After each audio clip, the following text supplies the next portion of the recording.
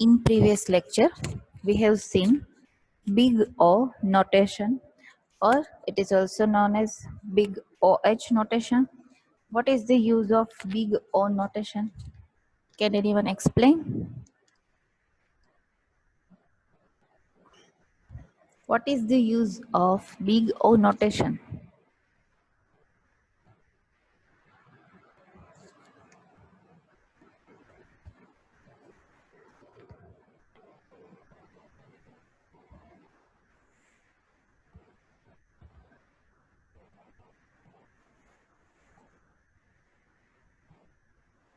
Again, I am asking this question. What is the use of big O notation?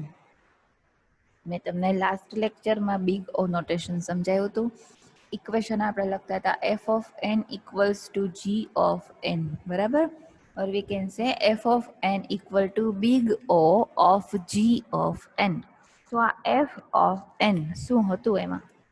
Big O notation એવી રીતે લખતા હતા આપણે, તો એમાં f of n શું હતું?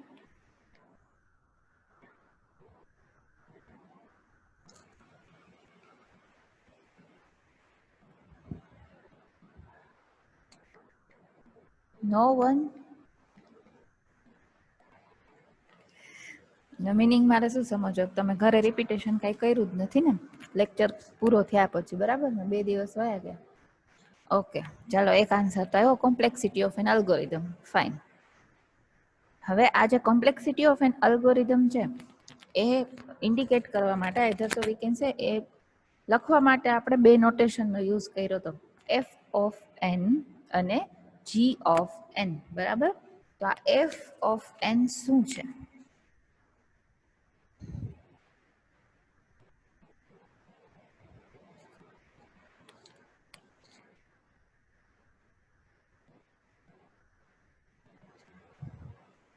કોઈ કહી શકે what is f of n?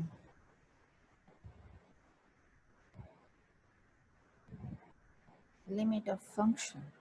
Okay, to compare complexity of an algorithm. હા, સાચી વાત છે, બિગો નોટેશનનો યુઝ તો એ જ થશે.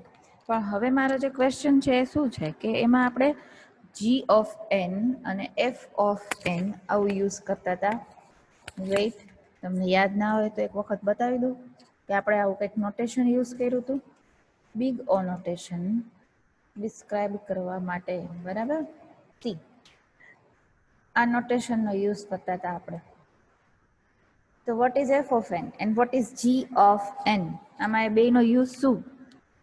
પેલા એ તો ખબર હોવી જોઈએ ને. તમે ઇક્વેશન લખી નાખો છો, તમને કોઈ પૂછ્યું કે how to write big O notation, બરાબર?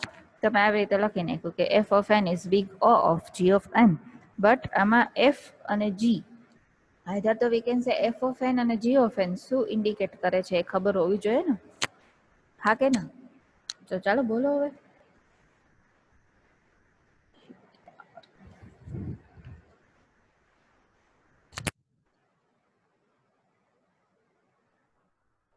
નો one?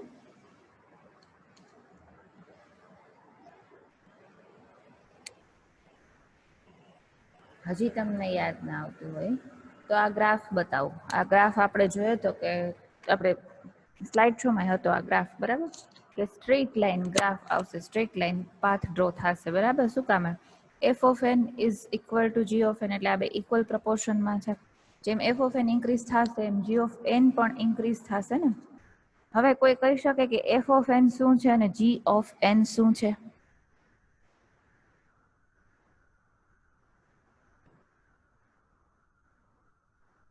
f of n is complexity and g of n is number of steps. Okay, right. તો નંબર ઓફ સ્ટેપ્સ ઇન્ક્રીઝ થાય તો કોમ્પ્લેક્સિટી ઇન્ક્રીઝ થાય કે ડિક્રીઝ થાય?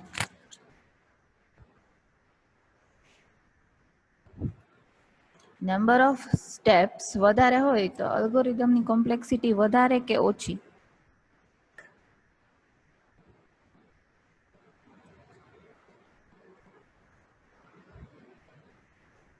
ઓકે, પૂર્વી, નંબર ઓફ સ્ટેપ્સ વધે ને તો કોમ્પ્લેક્સિટી વધે, ઘટે નહીં. મેં તમને એક્ઝામ્પલ આપ્યું હતું કે એક અલ્ગોરિધમ છે 50 ઇન્સ્ટ્રક્શનથી પૂરો કરો, એ જ તમે 10 થી કરો તો કોમ્પ્લેક્સ ઓછો કોમ્પ્લેક્સ કયો કહેવાય? 10 વાળો ને, બરાબર?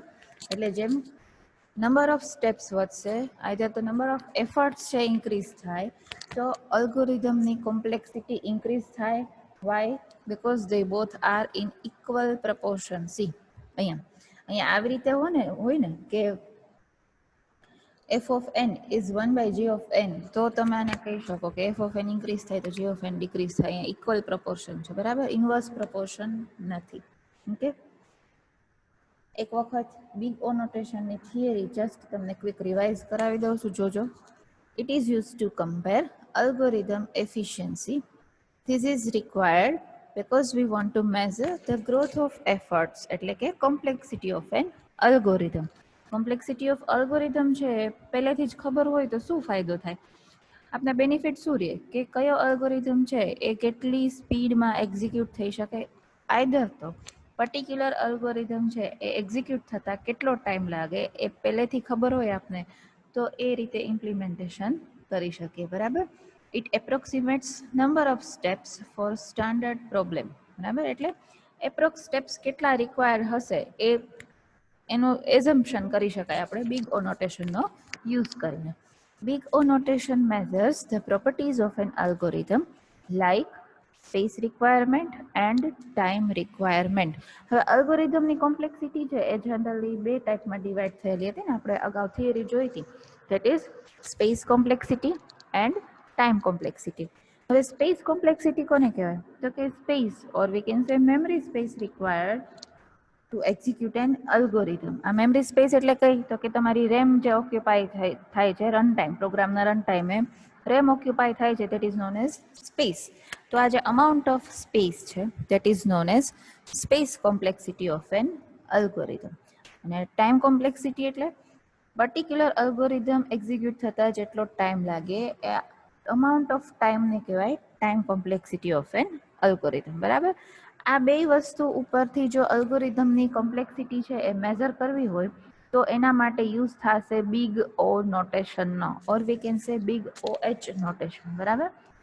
The algorithm capacity can be determined by eliminating constant factors in analysis of an algorithm.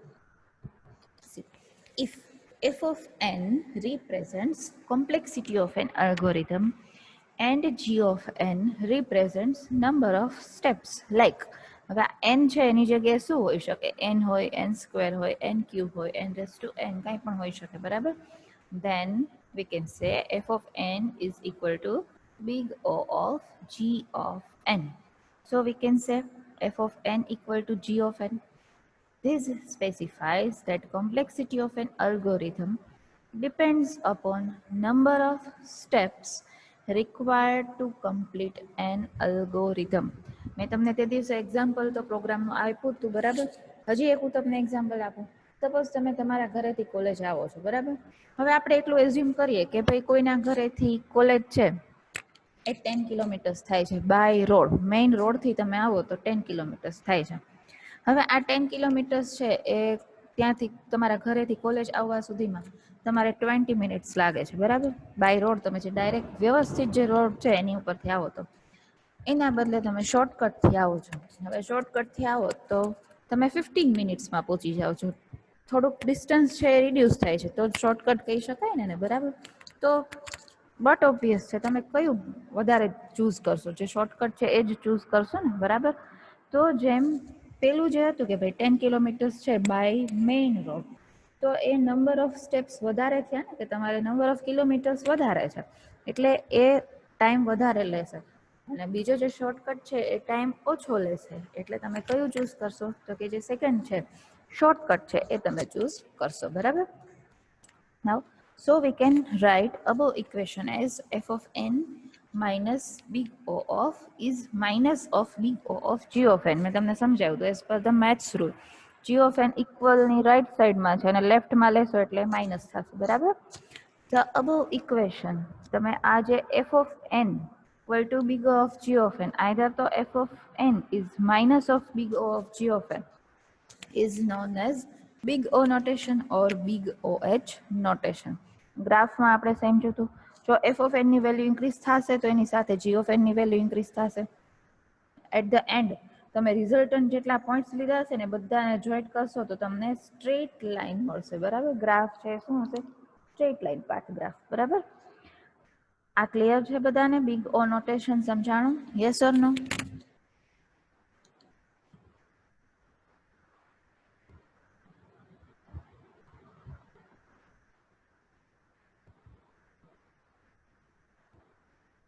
Okay, fine.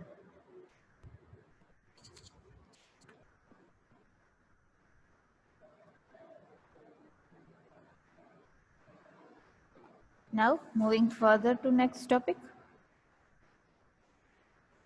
See here again it is just identified what is f of n and what is g of n. Okay. Now the last question of this chapter is how algorithms can be divided into categories depending upon complexity. Algorithm ની complexity ના આધારે એને કેટેગરીમાં ક્યારે તમે કેવી રીતે divide કરી શકો, બરાબર? Asked in 3 marks.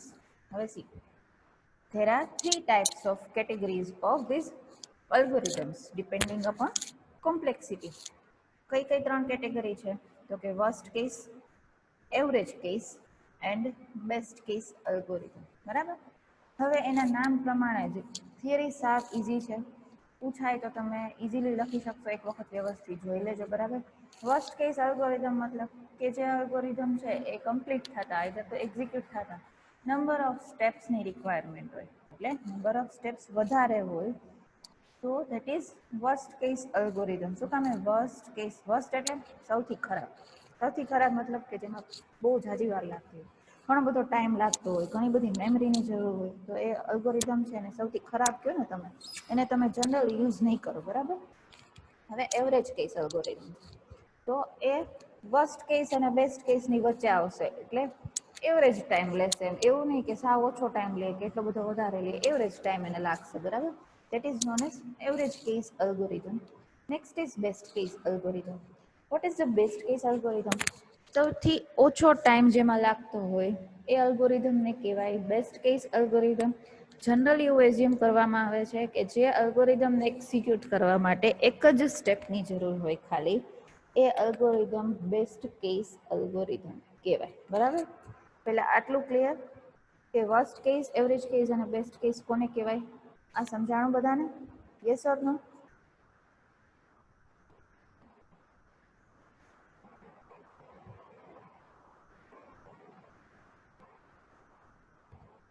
Okay, fine.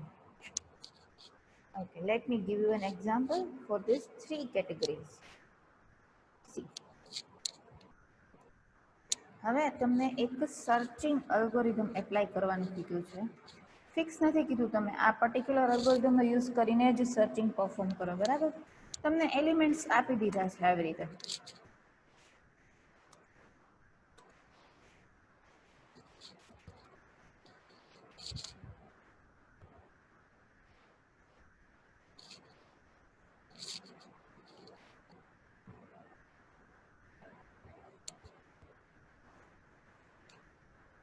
બરાબર. These are the array elements.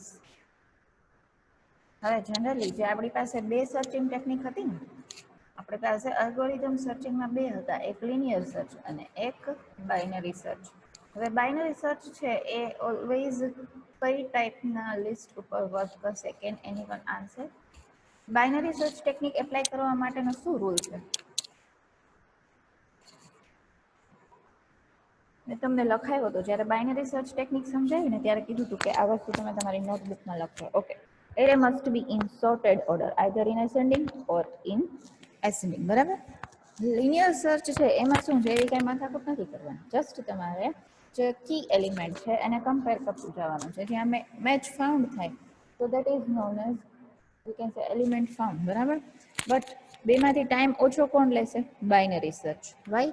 કેમ કે એમાં એક વખત એરે સોર્ટ થઈ ગયો, મિડ એલિમેન્ટ ફાઇન્ડ થઈ ગયો, પછી તમારે શું કરવાનું છે કે કી એલિમેન્ટને મિડ સાથે કમ્પેર કરવાનો છે, ઇક્વલ, લેસ ધેન અને ગ્રેટર ધેન.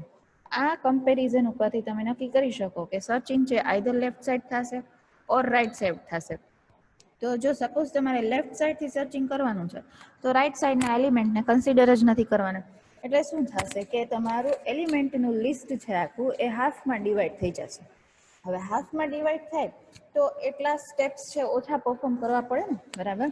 સપોઝ અહીંયા આ લાસ્ટ વેલ્યુ છે એ મેં તમને સર્ચ કરવાનું કીધું. હવે તમે આ લિસ્ટને શોર્ટ કરશો ને એસેન્ડિંગ ઓર્ડરમાં તો 98 તો છેલ્લે જ આવશે, બરાબર.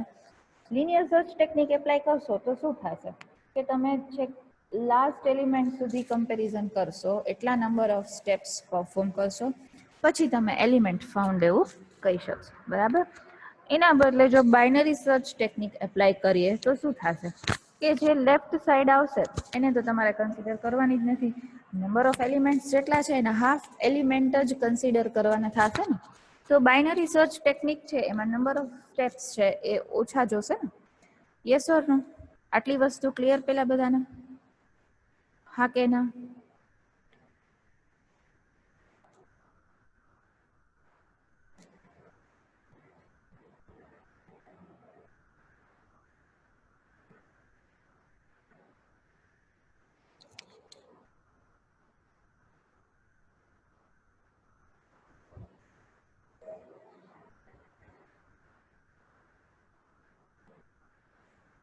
Okay, fine. તો હવે જે આ બે સર્ચિંગ ટેકનિક છે, one is linear search and second one is binary search. આ બે અલ્ગોરિધમને એકબીજા સાથે કમ્પેર કરીએ તો બેમાંથી બેસ્ટ અલ્ગોરિધમ કયો કહી શકાય? Which is the best algorithm for searching? Binary search. Why? Because it takes less time, because as there are number of steps decreases in binary search technique, so it is the best algorithm. And as compared to binary search technique, linear search technique છે ને આપણે worst case algorithm કહી શકીએ ને. Yes or no?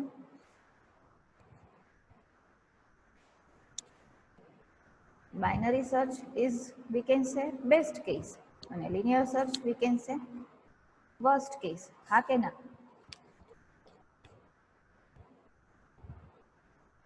Okay, fine. આ બે અલ્ગોરિધમના example પરથી તમને પહેલા આટલી વસ્તુ ક્લિયર થઈ કે બેસ્ટ કેસ શું કહેવાય અને વર્સ્ટ કેસ શું કહેવાય? 3-4 જણા છે આમાં રિપ્લાય કરે છે, બાકી બધાનું શું સમજવાનું મારે?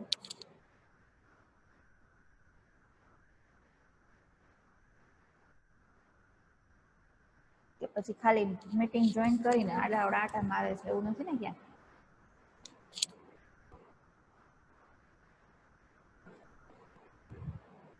Okay, fine. હજી એક બીજું એક્ઝામ્પલ આપું તમને. સપોઝ તમને એવું ફિક્સ કીધું છે કે આ જે એલિમેન્ટ્સ આપેલા છે એમાં તમારે લિનિયર સર્ચ ટેકનિક જ એપ્લાય કરવાની છે, બરાબર. હવે તમને એવું કીધું હોય કે ફાઇન્ડ ધ કી એલિમેન્ટ 30, કે ઇક્વલ ટુ 30. તમે આ 30 ને ફર્સ્ટ એલિમેન્ટ સાથે કમ્પેર કરશો એટલે એક જ સ્ટેપ હજી પરફોર્મ કરશો ત્યાં જ એલિમેન્ટ ફાઉન્ડ થઈ જશે ને, બરાબર. તો લિનિયર સર્ચ ટેકનિક છે એ કે ઇક્વલ ટુ 30 માટે શું થયું તો કે બેસ્ટ કેસ અલ્ગોરિધમ, બરાબર. હવે તમને સપોઝ એવું કીધું છે કે કે ઇક્વલ ટુ 4, બરાબર. તો અગેન લિનિયર સર્ચ ટેકનિક માટે તમે અહીંયા 4 સુધી આવો એટલે એલિમેન્ટ ફાઉન્ડ, એટલે almost half of the algorithm છે ત્યાં સુધીના step, half of the steps perform કર્યા ત્યાં સુધીમાં તમને એલિમેન્ટ ફાઉન્ડ થઈ ગયો, બરાબર. તો આ સેમ અલ્ગોરિધમ છે કે ઇક્વલ ટુ 4 માટે શું થશે તો કે એવરેજ કેસ અલ્ગોરિધમ, બરાબર. અને સપોઝ કે ઇક્વલ ટુ 98 આપ્યું છે, 98 સર્ચ કરવા માટે શું કરવું પડશે? તમારે ઈચ એન્ડ એવરી એલિમેન્ટ છે એ ટ્રાવલ્સ કરવા પડશે ક્યાં સુધી તો કે up to the last element. એટલે નંબર ઓફ સ્ટેપ્સ કેટલા થયા? જેટલા એલિમેન્ટ છે એટલા નંબર ઓફ સ્ટેપ્સ છે. એટલે સૌથી વધારે નંબર ઓફ સ્ટેપ્સ શેમાં થયા? કે ઇક્વલ ટુ 98. તો લિનિયર સર્ચ અલ્ગોરિધમ તમે કે ઇક્વલ ટુ 98 માટે જો પરફોર્મ કરશો તો same algorithm we can say worst case algorithm. Is it clear to everyone? Yes or no?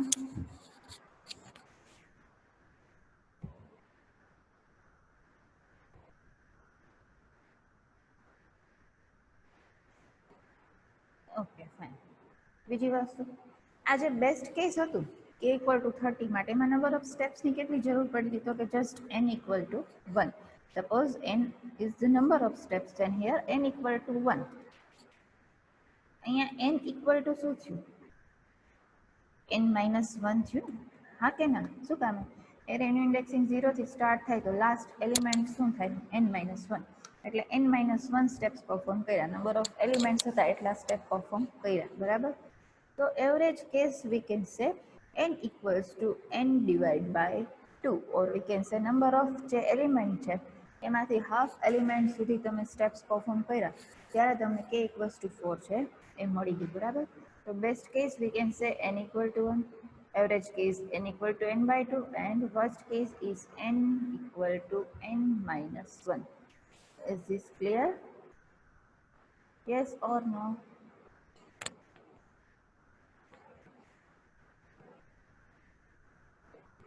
No?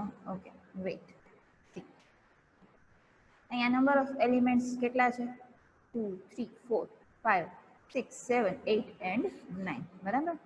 હવે k equal to 30 છે ફાઇન્ડ કરવું હોય તો ફર્સ્ટ સ્ટેપમાં જ મળી ગયું ને. તો નંબર ઓફ સ્ટેપ્સ કેટલા પરફોર્મ કર્યા આપણે? જસ્ટ 1. ઓકે. હવે 98 છે એ વર્સ્ટ કેસ છે. બરાબર?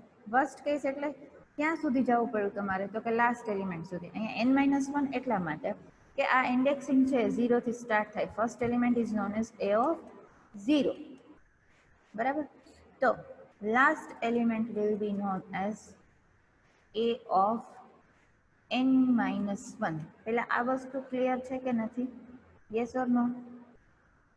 પ્રાચી? Okay, fine. તો હવે આપણે 98 ફાઇન્ડ આઉટ કરવા માટે કેટલા સ્ટેપ પરફોર્મ કર્યા? છેલ્લે સુધી આપણે ટ્રાવર્સ કર્યું ને, જેટલા એલિમેન્ટ છે એટલા સ્ટેપ પરફોર્મ કર્યા. તો હવે છેલ્લો એલિમેન્ટ છે અને આપણે શું કન્સિડર કરતા હતા? તો કે n-1. એટલે વર્સ્ટ કેસમાં કેટલા સ્ટેપ પરફોર્મ કરવા પડે?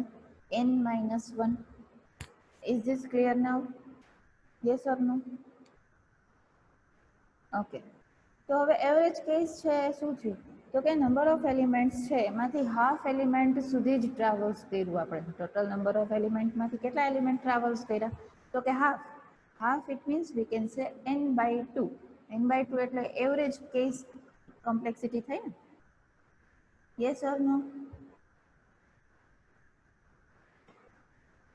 નાઉ clear?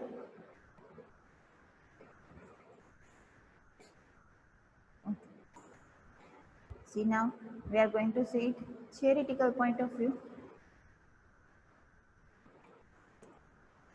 There are 3 types of cases depending upon complexity. Okay. First is worst case algorithm. The worst case algorithm is generated when an algorithm contains n number of steps. મેં તમને 98 વાળું example આપ્યું હતું.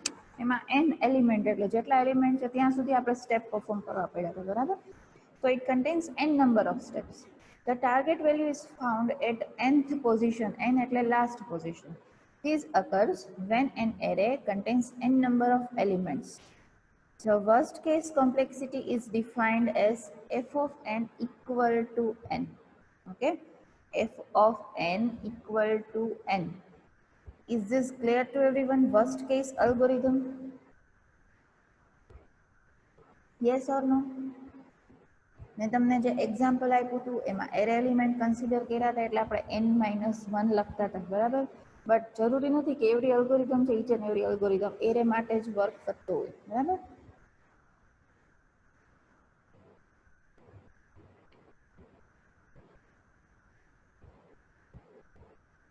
Okay, fine. હવે સૌથી પહેલા આપણે આના પછી જોઈ લઈએ બેસ્ટ કેસ, પછી હું તમને એવરેજ કેસ સમજાવીશ. બરાબર? What is best case algorithm?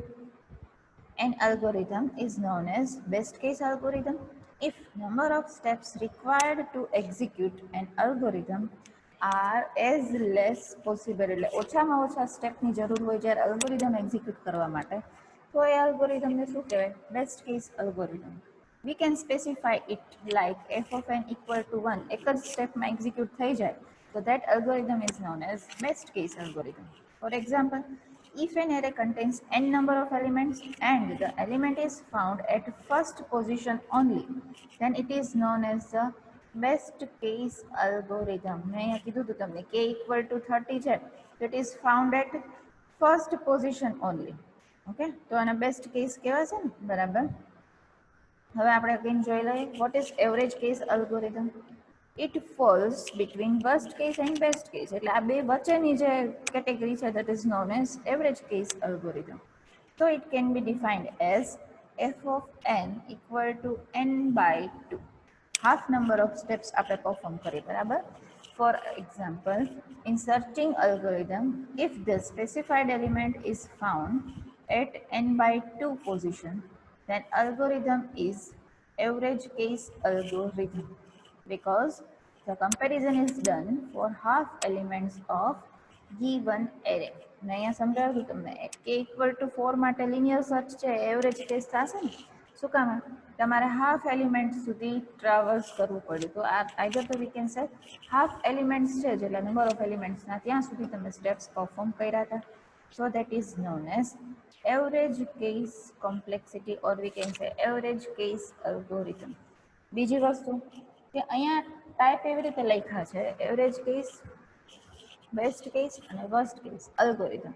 તમને 2 માર્ક્સમાં કદાચ એવું પણ પૂછાય કે what is the best case complexity and worst case complexity, તો બધી વસ્તુ સેમ જ થઈ. બેસ્ટ કેસ અલ્ગોરિધમ કયો કે બેસ્ટ કેસ કોમ્પ્લેક્સિટી કયો, બરાબર. Is this clear to everyone? Yes or no?